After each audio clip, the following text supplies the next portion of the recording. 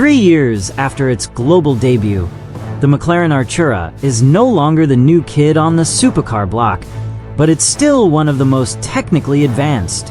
For American buyers who've grown up associating McLaren with screaming V8s and track-focused minimalism, the Artura might seem like a radical departure.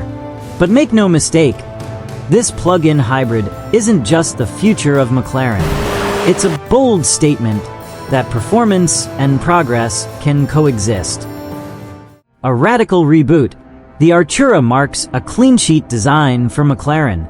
At its heart lies a brand new 3.0-liter twin-turbocharged V6 engine, paired with a compact axial flux electric motor. Combined output, a staggering 690 horsepower and 531 lb-ft of torque, sent to the rear wheels through an 8-speed dual-clutch transmission. This hybrid powertrain allows the Artura to rocket from 0 to 60 miles per hour in just 2.6 seconds, with a top speed of over 200 miles per hour.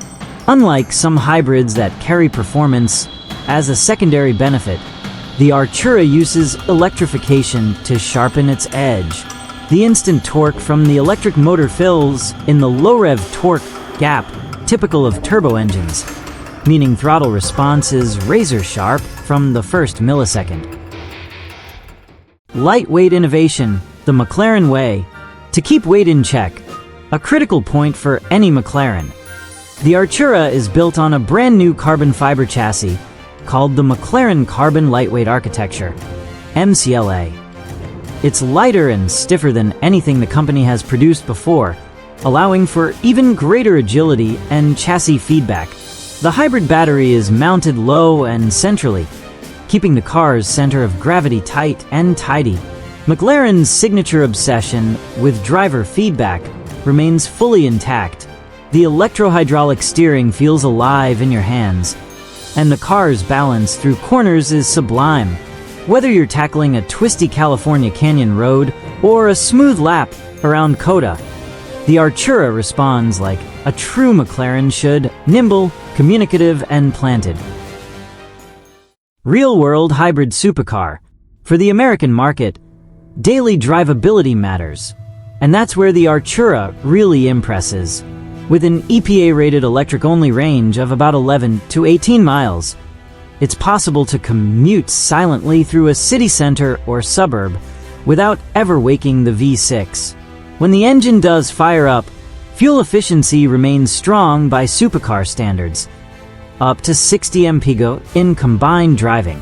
The cabin also reflects a shift toward more real-world usability. Apple CarPlay and Android Auto are standard, along with dual-zone climate control, ambient lighting, and available nose lift for driveways and parking ramps. A 360-degree camera system helps with visibility in tight spots, a nod to American cities and garages where space can be a challenge. The dual nature of the McLaren Artura. Brilliantly engineered, yet not without flaws. The Artura is a masterstroke in hybrid performance engineering, but even the most advanced creations aren't immune to critique. First, the positives. It's incredibly fast, handles beautifully, and delivers a level of tech-savvy refinement McLaren has never offered before. The car blends green credentials with extreme capability, offering 60 mpg low emissions and a lightweight build that keeps it in supercar territory.